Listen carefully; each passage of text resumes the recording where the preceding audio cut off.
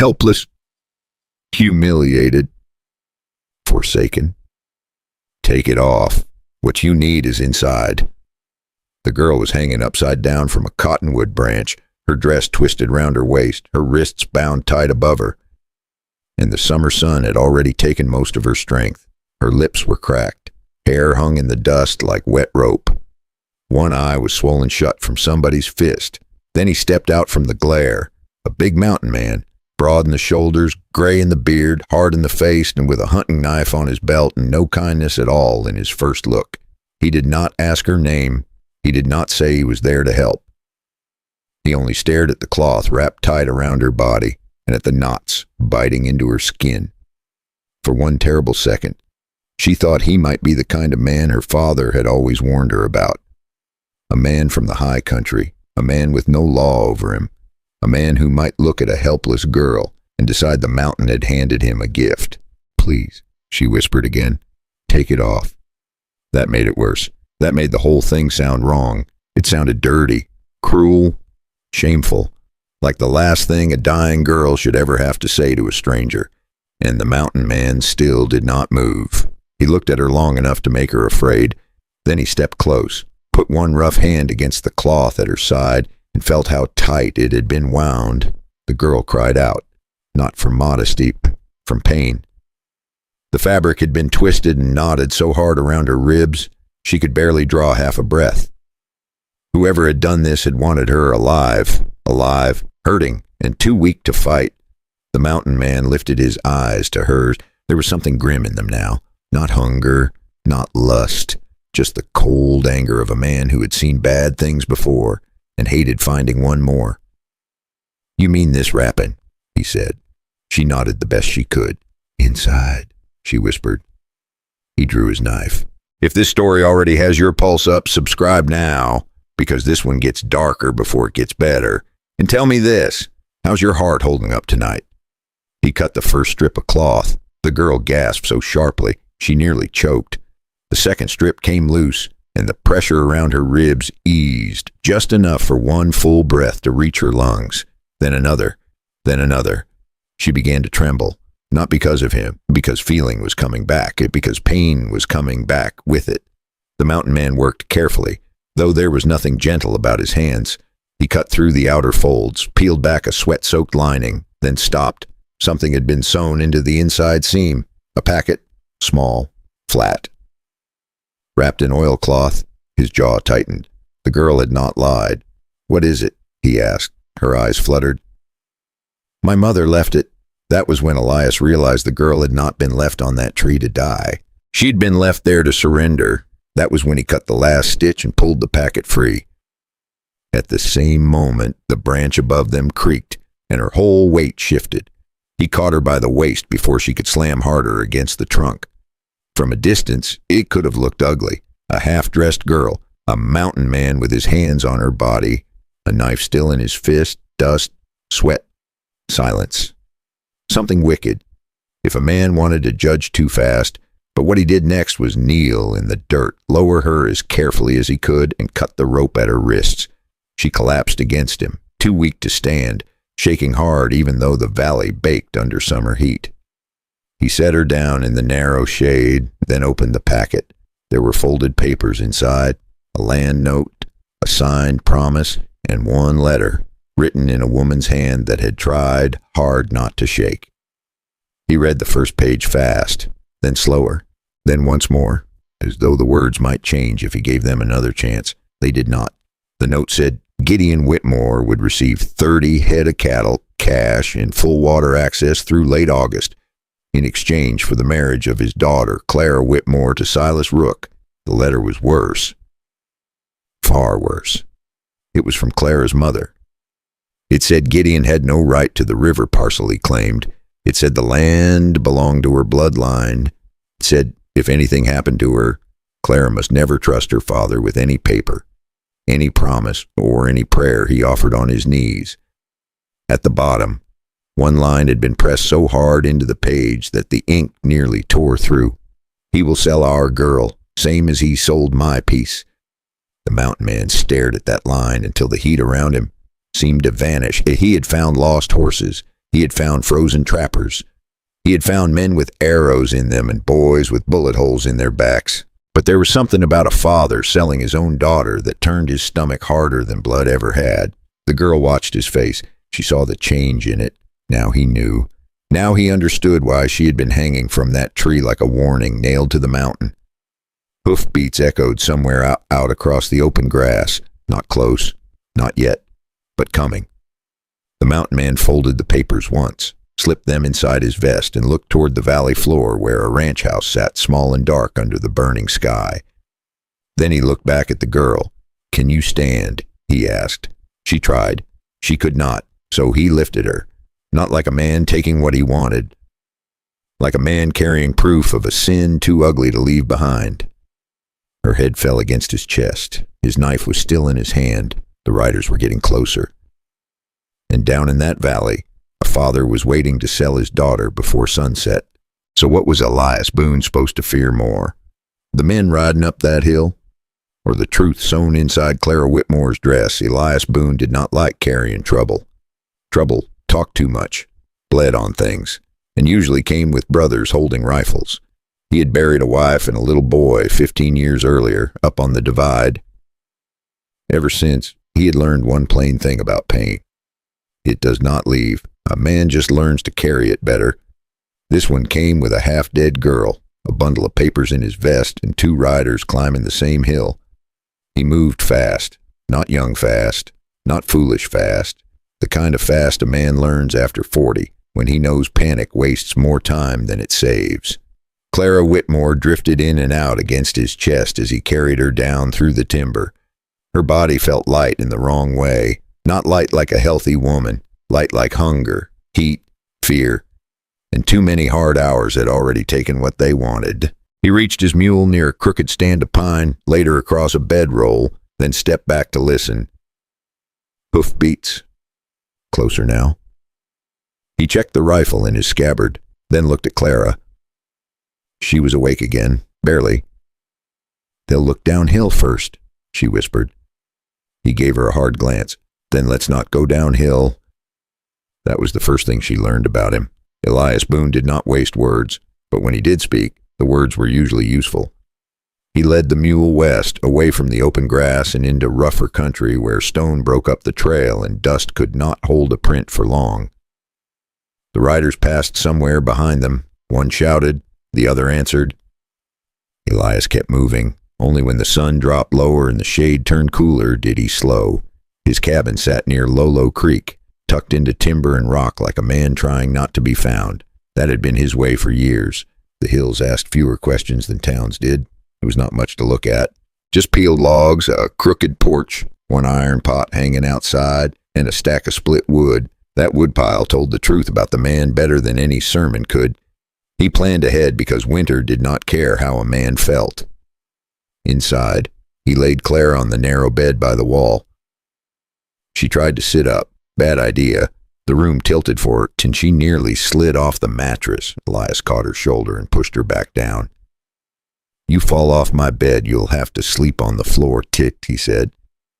It was dry as old leather, but it was the closest thing to kindness she had heard all day. That almost made her cry. He brought water first, then a damp cloth, then plain broth, hot and simple. It was not fine cooking. It was not even honest good cooking, but it was hot, and it stayed where he put it, which was more than could be said for many things in life. She drank a little, then more. Color came back into her face by slow degrees. He sat across from her, elbows on his knees, the papers spread on the table beside him. "Start at the beginning," he said. So she did. Gideon Whitmore had been losing money for 2 years.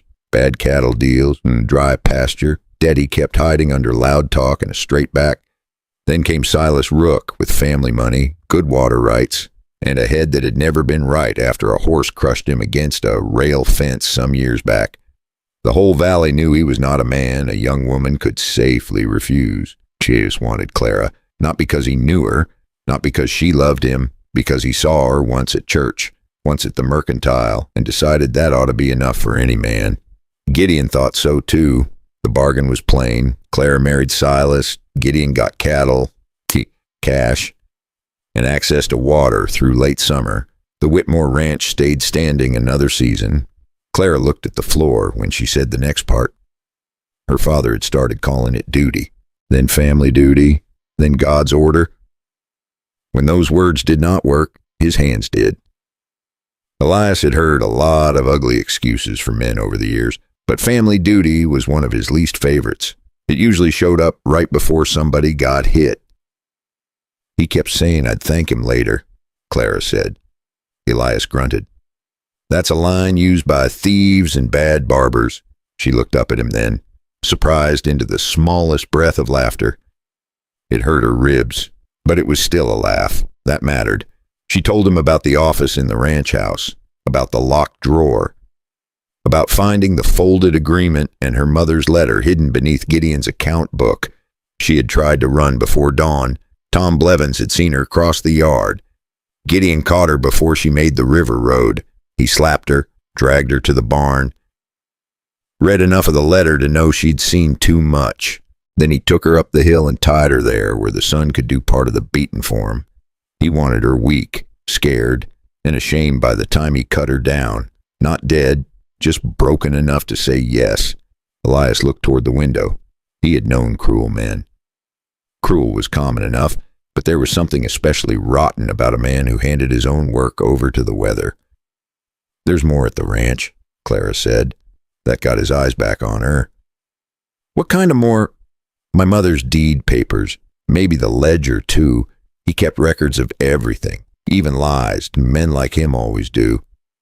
That was true enough to make him tired. He picked up the letter again. Read the line at the bottom one more time. He will sell our girl, same as he sold my peas. Then he noticed something he had missed before. The sheet had been torn. Not folded, torn, clean at one side. He held it up.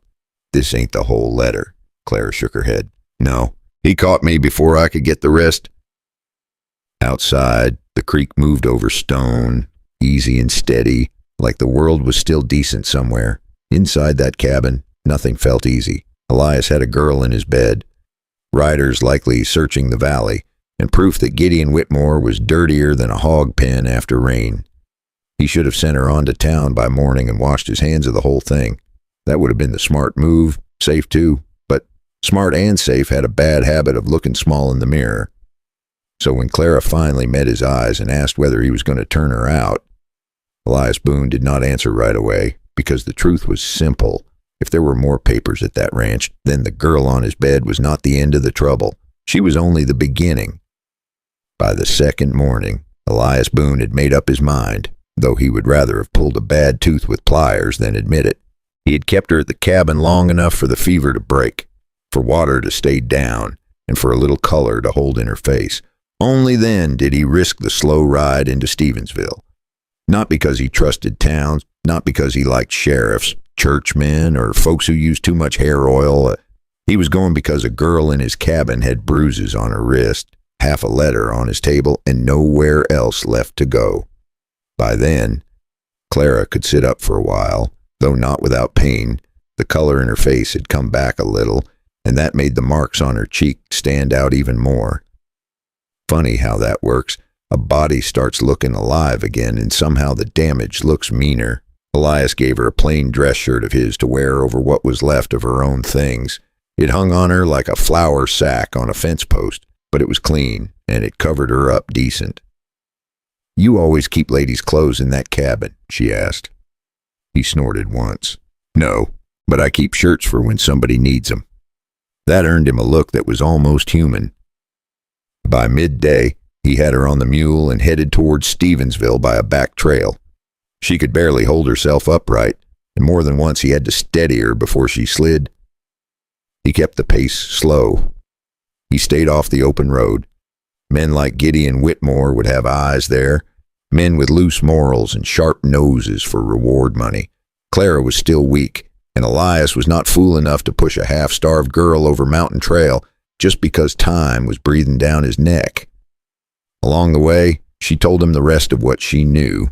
Gideon had been lying for months, telling folks the ranch was steady, telling church people he was weathering a hard spell like any decent man, telling Clara marriage was a blessing when it was really a sale with a Bible laid on top, Silas Rook had come around the house twice that spring. Once with flowers. Once with a silver hair comb Clara never touched. Both times he stared too long and smiled at the wrong moments. He talks soft, Clara said. That makes it worse somehow. Elias nodded. Mean dogs don't always bark. That one seemed to land. By late afternoon, they reached the edge of town.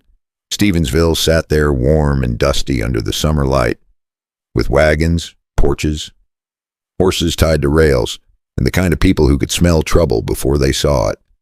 Elias did not take Clara to the hotel. Too public, too many eyes. Instead, he brought her to a narrow boarding house with blue trim and a widow named Martha Quinn, who opened the door with one hand on a spoon and the other on her temper. She took one look at Clara, then one look at Elias. You dragging in hurt girls is new, she said. She needs a room. Elias answered. Martha stepped aside at once. That was the nice thing about certain women. They could ask a question and answer it in the same breath, inside. Clara got a bed and a wash basin. Martha brought broth without making a fuss over it. That helped more than pity ever could. While Clara rested, Elias took the torn letter and went 2 doors down to find Reverend Hale. If anybody in Stevensville knew the old bones buried under Whitmore land, it would be a preacher too old to be impressed by wealth. The old man read the page once, then set his jaw. I prayed that woman would leave him, he said. She never got the chance. That was enough to chill a room. Then came the next bad turn. Deputy Amos Reed showed up before sunset. Hat low, eyes tired. He was not there to arrest Elias. Not yet. He was there because Gideon had already started talking. According to Gideon, Clara had run off with a mountain drifter. According to Gideon, Elias Boone was dangerous. According to Gideon, a loving father was simply trying to bring his daughter home. Amos looked ashamed saying it, which meant he knew it stank. But stink and proof were not the same thing. Elias was still deciding how much of the truth to trust him with when hooves clattered outside and a shadow passed the window. Someone had seen Clara. Someone had ridden fast. And somewhere across town, Gideon Whitmore had just learned his daughter was still alive. If this old frontier tale has found a place by your fire, subscribe and stay with me. Now pour your tea, settle in, and tell me this. What time is it where you are, and where are you listening from? Because in the next breath, Stevensville was about to learn what kind of man Gideon Whitmore really was. The room above Martha Quinn's boarding house had gone quiet in the way sick rooms do. Even a floorboard seemed to step softer out of respect. Clara sat on the edge of the bed with a clean cloth in her hands, staring at nothing for a moment, as if her mind had ridden farther than her body had. Down the hall, Martha was muttering at a pot in the kitchen, which was her way of worrying without letting anybody enjoy it. Elias stood by the window. Amos Reed stayed near the door. Reverend Hale sat in the only good chair and looked older than the Bible he kept in his lap. I'll say it plain, the old preacher said at last. Your mother feared your father long before she died. Clara looked up slowly. Hale did not rush. Men his age knew some truths had to be laid down like lumber, one board at a time. She came to me one evening after service. Her cheek was marked. Her hands were shaking. She said Gideon had started moving papers at night, land papers, water papers. She believed he meant to take the river parcel and place it under his own name before she could stop him. Clara's fingers tightened around the cloth. Did you help her? Hale lowered his eyes. I told her to be careful. That answer hung in the room like bad smoke. Elias had heard enough of that kind of regret to know it never got smaller with age. Hale went on. A week later, she was dead. They said her horse threw her near the south fence line. I buried her myself. Gideon cried hard over that grave. Too hard. If you ask me now, Clara turned her face away. She did not cry. That was almost harder to hear than crying would have been. Then footsteps hit the front porch below. Too many. Too fast. Martha's voice snapped through the floorboards. We're closed for supper, and I mean it. A man's voice answered, low, hard, not asking. Amos straightened at once. Elias did not ask who it might be. He already knew the kind of men Gideon sent ahead. The kind who smiled badly, talked loudly, and grew brave in pairs. He looked at Clara. "Stay here." She nodded, but there was iron in her eyes now. Fear, too. Sure, anybody with sense would have had fear, but there was iron under it. The first blow landed downstairs. A chair scraped. Martha cursed with enough force to improve the moral education of the entire county. Then came the sound of a body hitting a wall. Elias was already moving. He reached the stairs just as one of Gideon's ranch hands shoved through the front room. Broad hat, bad beard, pistol at his side. Another man came behind him with a coiled rope and the kind of grin that made a decent man want to wash his hands. "Where is she?" the first one barked. Elias answered by driving his shoulder into the man's chest. The fellow crashed backward into a side table, and everything on it went flying. Amos lunged for the second man, and the two of them hit the floor hard enough to shake dust from the rafters. It was not a fancy fight. Western fights rarely are. No grand speeches, no polished footwork, just boots, fists, wood, breath, and whoever got mean first. The first ranch hand rose with a curse, swung wide, and caught Elias across the jaw. Elias took it, stepped in, and buried one hard punch into the man's ribs. Something gave, maybe breath, maybe pride. Either way, the fellow folded. Behind him, Amos was losing ground. The second man had reached his pistol. Before Elias could cross the room, a lamp smashed against the wall. Oil and glass burst everywhere.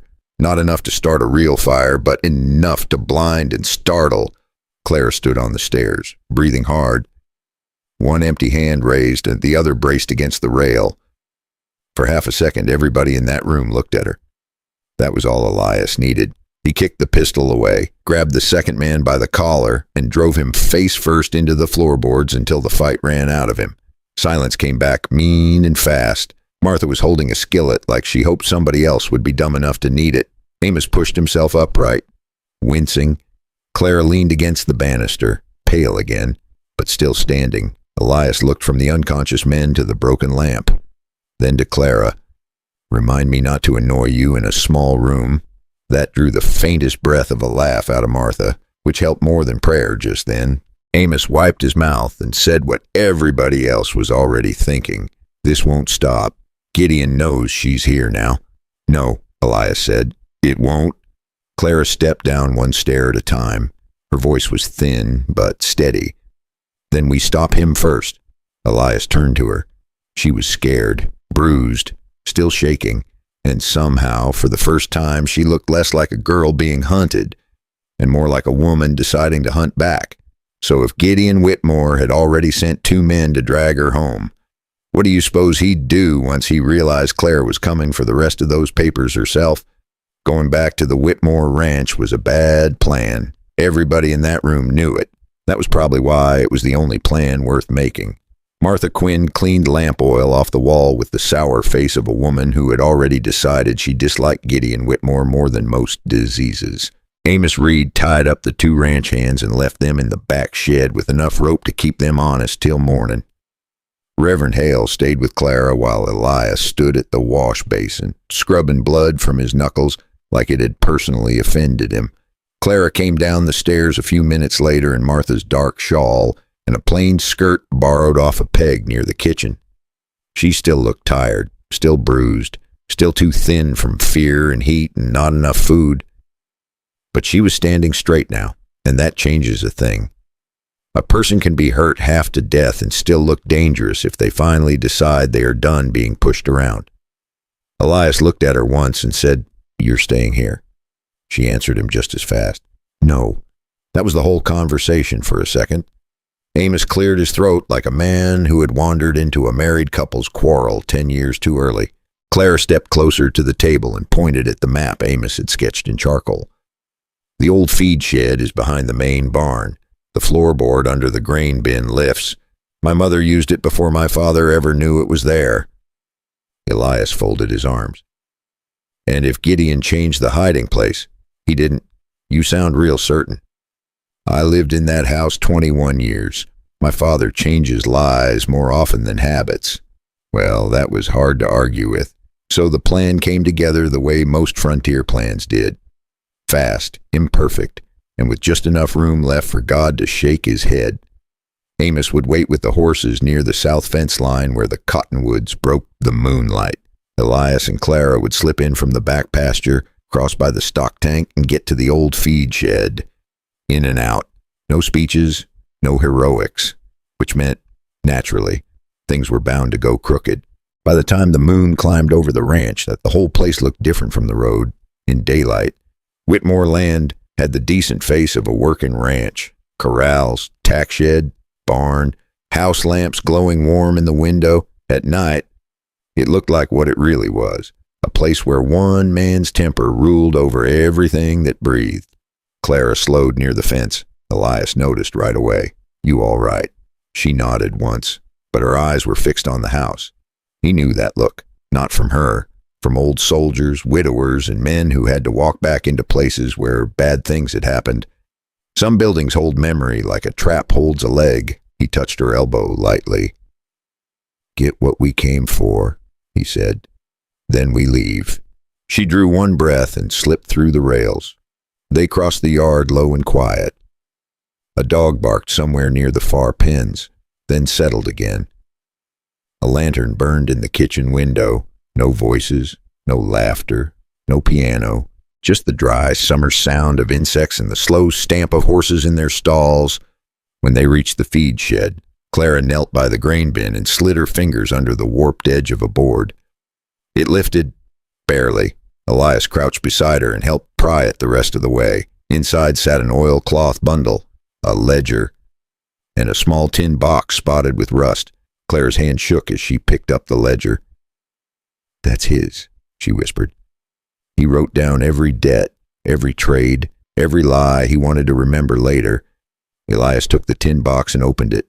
There it was, a deed, water access notes, a signed agreement from the Rook family, and one more paper that changed the whole smell of the night. It was a transfer draft, unfinished but clear enough. After the wedding, control of the river parcel would pass into Gideon Whitmore's hands under Clara's married name, then over to the Rooks in settlement of debt. Elias let out a slow breath. So it was never just the bride price. Clara looked sick. No, he wanted the land too. That was the truth of it. Gideon was not just selling his daughter. He was using that wedding to steal the last piece of her mother that still belonged to Clara. A floorboard creaked outside. Both of them froze. Then came a voice from the doorway. "You should have run farther." Silas Rook stood there in the half-dark, hat in one hand, pistol hanging loose in the other. He was not smiling. That was somehow worse than when he did. He looked from Clara to Elias, then to the papers in their hands. "I told your father you were stubborn," he said softly. "I didn't know you were foolish, too." Clara rose slowly. "You don't want me, Silas. You want what he told you I'd be." His face twitched at that. Something hurt moved behind his eyes. "I want what was promised." Elias had seen enough men to know trouble came in many forms. Some came loud, some came drunk. Some came smiling like a preacher with cards up his sleeve. Silas came sad. That kind could be the worst. Then another sound split the yard. Boots running. Tom Blevins, Whitmore's hired hand, had rounded the corner and seen too much. He opened his mouth to yell for the house. Elias moved first. He drove into Silas before the man could raise his pistol, and in the same breath Clara clutched the papers to her chest and heard the first shout from the yard, which meant one thing plain as daylight. They had the proof, and now they had maybe 10 seconds left to get out with it. 10 seconds was generous. Out on a ranch at night, with one scared hired hand yelling and one half-broken suitor reaching for a pistol. 10 seconds could disappear faster than whiskey at a cattle auction. Elias hit Silas low and hard. The two men slammed into the feed bins, wood cracking under the weight of them. Silas got one wild hand on Elias's shoulder and tried to bring the pistol up, but Elias drove his forearm into the man's wrist and sent the gun skidding across the floor. Clara did not scream. That mattered. A lot of folks would have. She grabbed the ledger, the deed papers, and the tin box. then ran for the back opening just as Tom Blevins found his voice. "They're here," Tom shouted. That one shout woke the whole ranch. A lantern flared in the yard, then another. Somewhere near the main house, a dog started barking like it had just found religion. Elias shoved Silas sideways into a post and heard the man curse. Not loud, not wild, just wounded and furious, which was worse in its own way. Then Elias turned and went after Clara. They ran behind the shed, cut across the dark side of the barn, and nearly made the south fence line clean. Nearly is a useless word when bullets are involved. The first shot cracked from the porch. It missed wide, but the sound alone was enough to make the horses at the fence jump against their reins. Amos came out of the shadows with both mounts ready and a face that said the night had already gone about as badly as he expected. "Move," he snapped. Clara reached him first. Elias was one stride behind when another ranch hand came out of the dark, swinging a length of wood like he meant to split a fence rail. Elias caught the blow on his shoulder, took the pain, and answered with one punch that dropped the man into the dirt without much argument. Then they were through, horses running, moonlight breaking over pasture, boots thudding behind them. For a little while it looked like they might actually pull it off. That was the sweet lie the night told them. By dawn, the lie was dead. Back at Martha Quinn's place. Amos spread the papers across the table while Clara sat wrapped in a blanket, pale and hollow-eyed but still upright. Elias stood by the stove with coffee in one hand and blood drying on his shirt sleeve. Amos read fast, then slower. His face changed the deeper he got into Gideon Whitmore's business. "God help me," he muttered. He wrote it all down. Men like Gideon usually did. They trusted paper because paper could be hidden. And because paper did not look a man in the eye while he lied, the ledger showed debts to the Rook family. The transfer draft showed Gideon planned to use Clara's marriage to take full control of the river parcel. There were dates, numbers, signatures, and enough greed in that little stack to foul a church bell. It should have been enough. Should have is another useless phrase. Before Amos could take the papers to the sheriff, Gideon moved first, and he rode into Stevensville before breakfast with his hat in his hands and sorrow all over his face like a fresh coat of paint. By noon, half the town had heard his version. A grieving father, a misled daughter, a mountain drifter with a history of trouble. That last part stung because it had a little truth tucked inside the lie. Years ago, Elias Boone had been mixed up in a shooting near Phillipsburg. He had walked away breathing. Another man had not. It had never gone to trial proper, but folks remembered enough to make a story grow teeth. Gideon used every bit of it. By early afternoon, Elias could feel the town shifting under his boots. Men who had nodded at him the day before now looked twice. Women lowered their voices when Clara passed the window. Even good people started acting careful, and careful can turn into cowardly quicker than anybody likes to admit. Amos came back from the sheriff's office with a face like old paper. "He won't move yet," he said. Elias already knew. "The sheriff says these papers need checking. Says a daughter upset over a marriage can say all sorts of things. Says you, Boone, are not exactly helping matters." Truth was, he did not want to pick a fight with a landowner before half the town had chosen a side.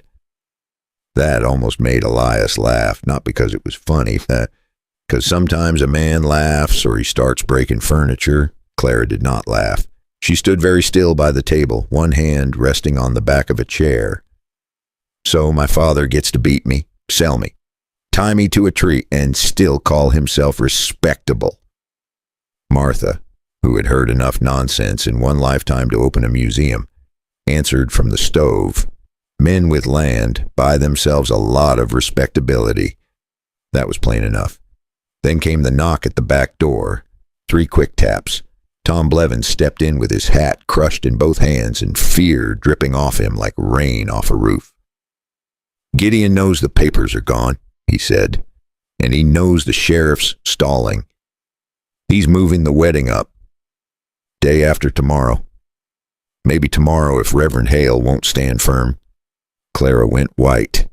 Tom swallowed hard. "There's more. Gideon says if Miss Clara don't come home quiet, he'll swear Boone kidnapped her. forced his way into the ranch, and stole her mother's things for blackmail. There it was, the trap shut clean. If Clara stayed hidden, Gideon would paint her as a ruined girl led off by an older man from the hills. If Elias fought back too soon, he would look exactly like the brute Gideon described. And if they did nothing, Clara would be married off before the town had time to find its backbone. Elias set down his coffee cup. The sound it made on the table was small, too small for the size of what had just changed. Because now this was no longer about escaping the ranch with proof. Now it was about beating Gideon Whitmore in front of the whole town before he could turn Clara's life into a no one would ever dare undo. And the worst part was, by sundown, Clara was gone. She had not run.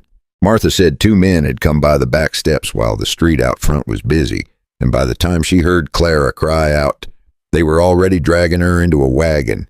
That much Elias knew the second he saw the room. The blanket on the chair was still there. Martha's cup sat half full on the table. The back door was closed, no broken window, no scattered things, just one small hairpin on the floor near the stairs. Bent enough to tell the truth, she had fought, just not long enough. Martha Quinn stood by the stove with both hands flat on the table, looking like she wanted Gideon Whitmore dead in a legal manner, which is a rare kind of anger. I left her alone 10 minutes, she said. Elias did not blame her. Bad men do not need an hour. Sometimes they only need an opening. Tom Blevins looked sick clear through.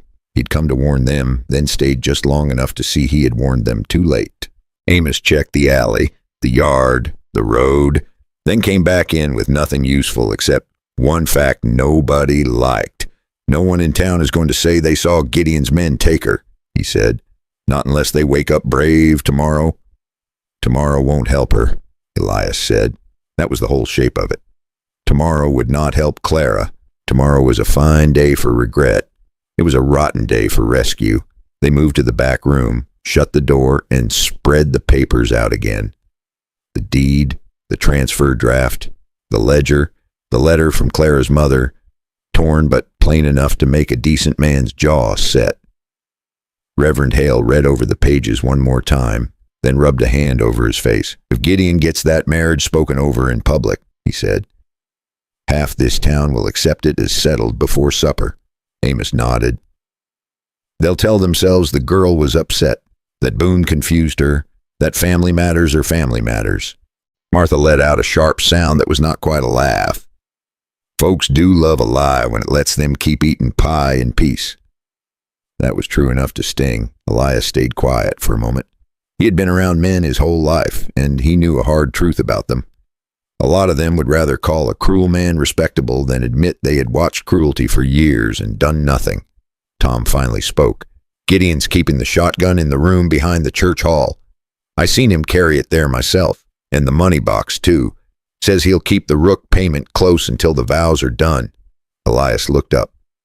The church hall. Tom nodded. He wants the wedding there now. Says it looks cleaner than the ranch house. More proper. More proper. That was rich. A man could drag his daughter up a hill like a sack of grain, then dress her in white and borrow respectability from a wooden cross. Frontier life had many talents. Pretending was one of them.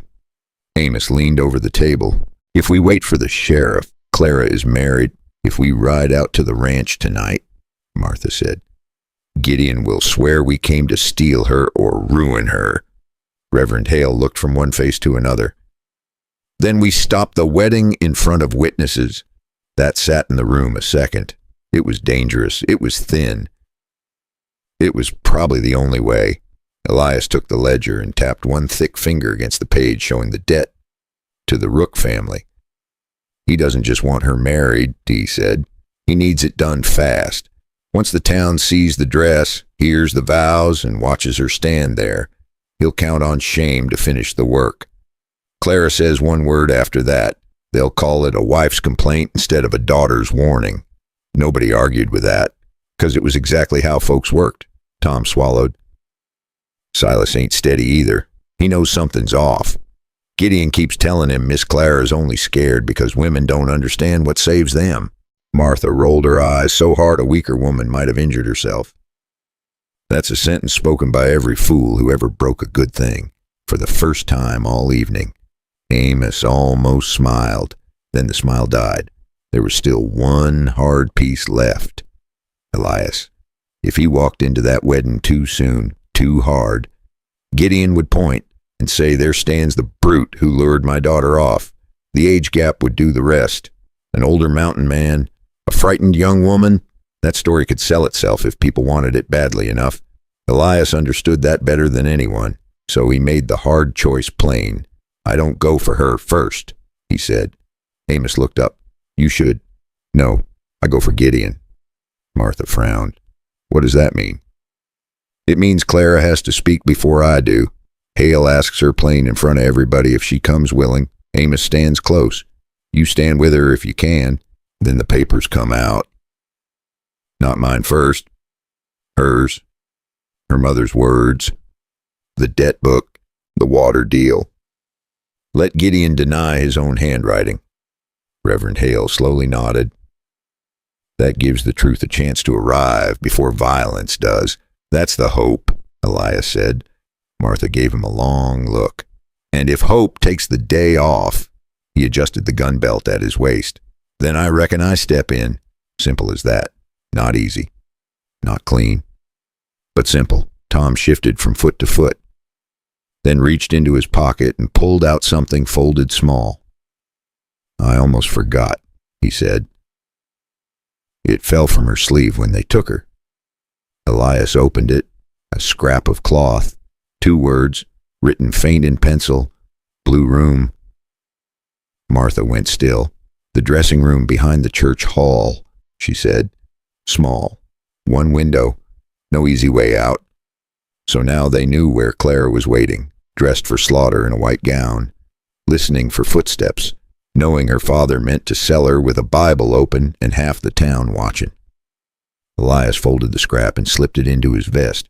By dawn, the whole thing would come to a head. A forced wedding, a room full of witnesses, a man with papers, a girl with one chance to speak. And if Clara Whitmore opened her mouth in that hall, would the town finally hear the truth? Or would Gideon Whitmore strike her down before she could say a single word? Morning came hot and hard over Stevensville, as if the sun itself had decided mercy was for other places. By 9 o'clock, the church hall was already filling up. Wagons lined the street, horses stamped at the hitch rails, men stood with their hats in their hands. Talking low like this was a solemn thing. Women fanned themselves and traded whispers behind polite faces. That was the ugly part of it. A town can dress cruelty in clean clothes and call it order. Inside the little dressing room behind the hall, Clara Whitmore sat in a white wedding dress that did not belong to her in any way that mattered. The sleeves fit, the waist fit, the lie fit best of all. Martha Quinn stood beside her, tugging once at the cuff like she could straighten the whole world if given enough fabric. "You don't owe calm to anybody in that room," Martha said. Clara looked at herself in the small mirror. One bruise had faded yellow. Another still sat dark near the edge of her jaw. Her father had powdered it badly. That said enough. "He told me if I spoke against him," Clara said, "he'd say Mr. Boone forced all of it, that I ran with him, and now I'm ashamed." Martha let out a tired breath. Men like Gideon always keep one lie in reserve.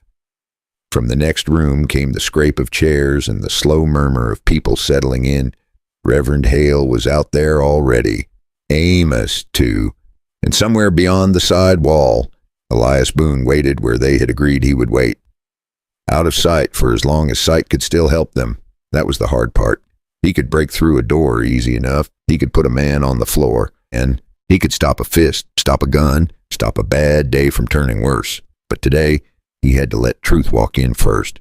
Clara rose from the chair. Her knees were not steady. They held. That was enough.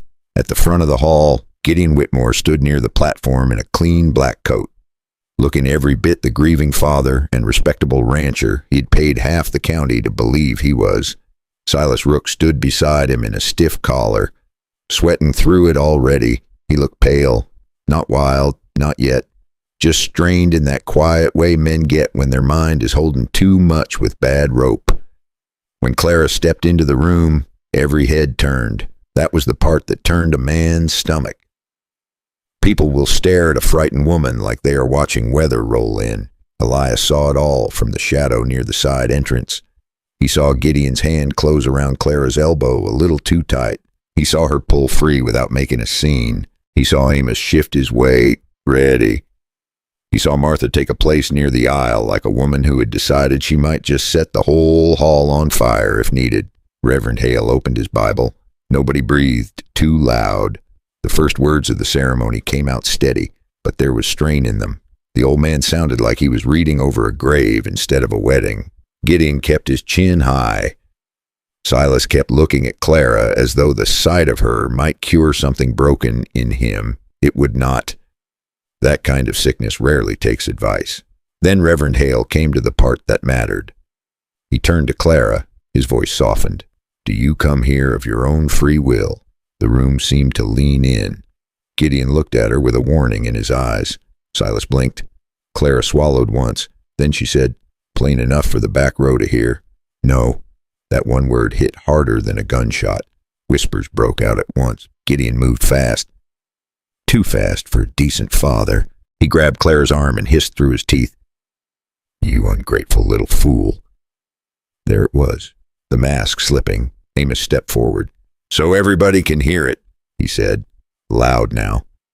Miss Whitmore says she's not here willingly. Gideon turned red. She's confused. Martha spoke from the aisle. No, she's bruised. That brought more whispers. Women were looking now, not at the dress, at Clara's face, at the marks a powder puff had failed to hide. Reverend Hale shut the Bible. I cannot continue unless the bride gives willing consent. Silas looked from Gideon to Clara, then back again. For the first time, real doubt showed in him. What is this? He asked. Gideon tried to smile, but his mouth had gone mean. It is nerves. Women's nerves. That's all.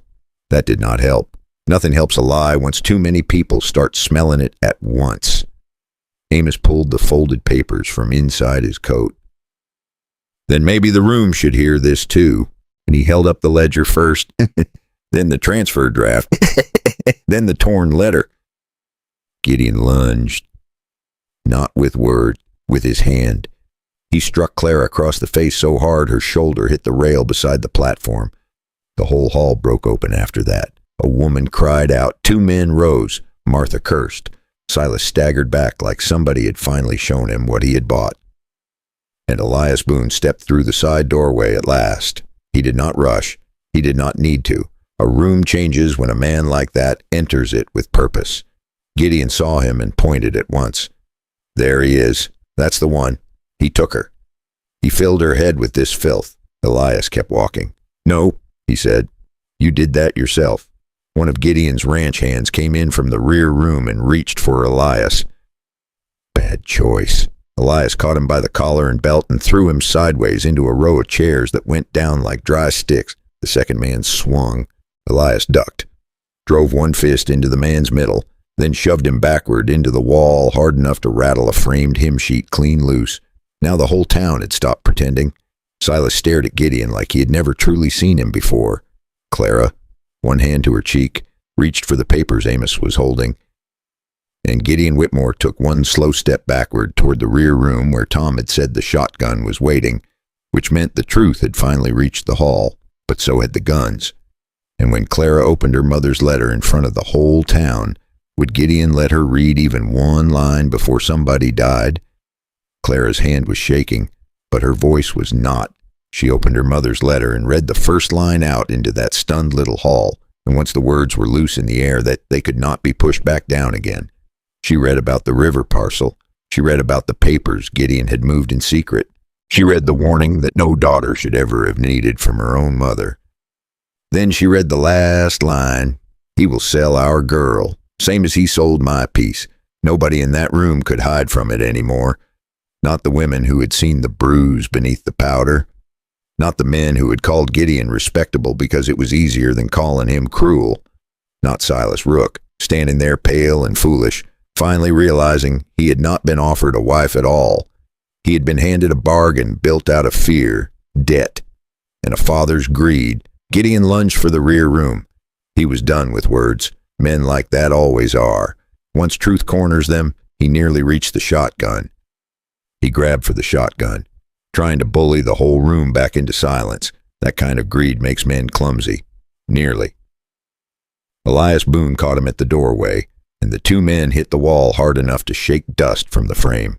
Gideon clawed for the gun, cursed, swung, kicked, and fought like a man who believed brute force could still put the world back where he liked it. But brute force had carried him this far. It was also what ruined him. They crashed out through the back, into the yard, through heat, dirt, and frightened horses pulling at their reins. Gideon tore free for one wild second and grabbed a hanging lead rope. The horse jerked, the rope twisted. In that fast, dirty struggle, Gideon lost his footing. He went down hard against the hitching rail. And when the dust settled, he was not getting back up. That was the end of Gideon Whitmore. Not with honor, not with dignity, just the way many cruel men go out, beaten at last by the same violence they thought made them strong. Silas sank onto the church steps like a man waking from a fever and finding out his whole life had been a bad trade. Amos took charge of the papers. Reverend Hale stood with Clara. Martha Quinn held her up until Clara could stand without swaying. And Elias, dusty and breathing hard, did not say much at all. That fit him. Some men make speeches. The better ones usually do the work and leave the noise to others. In the weeks that followed, the town changed in the way towns do. Not all at once, not perfectly, but enough. The truth in those papers held. Clara's claim to the river land through her mother's line could no longer be buried. The story people told about her changed too. She was no longer the runaway girl from Gideon's lie. She was the young woman who stood in front of a room full of people and told the truth when it could have cost her everything. And Elias Boone, the mountain man people had been so ready to judge, turned out to be the one man who had done the decent thing from the start. By the time summer softened, Clara had begun rebuilding her life by the Bitterroot River. Not as somebody's daughter to be traded, not as somebody's wife to be owned, as herself. Elias tried to head back toward the hills, because that was the life he knew. But some roads do not take a man away, they bring him back to what he was missing. Clara found him by the water one evening, with the sun low and the wind easy. She did not ask him to save her. That part was over. She asked whether a man who had spent so long alone might still have room beside him for somebody honest. And for once, Elias Boone answered without taking half a day to do it. That is how I like to leave a story like this. Not with revenge alone, but with the hope that after enough pain, a person can still choose a better life. Now let me tell you something from my own heart. The hardest wounds in life often come from the people who should have protected us. And sometimes the bravest thing a person ever does is not drawing a gun, but telling the truth while their hands are still shaking. The older I get, the more I respect men like Elias, rough men, quiet men, men who carry pain and still choose decency. Character always tells a real story. This story was gathered and retold, with a few added details to deepen the lesson, the feeling, and the meaning of it. The images in this video are AI-assisted illustrations used to bring the old frontier world a little closer. If this story stayed with you, leave me a comment and let me know where you're listening from. And if you want more old frontier tales told slow and true, leave a like and subscribe to the channel. Because out here, the old stories still know a thing or two about how to help us live better today. And some of them still know how to save a soul.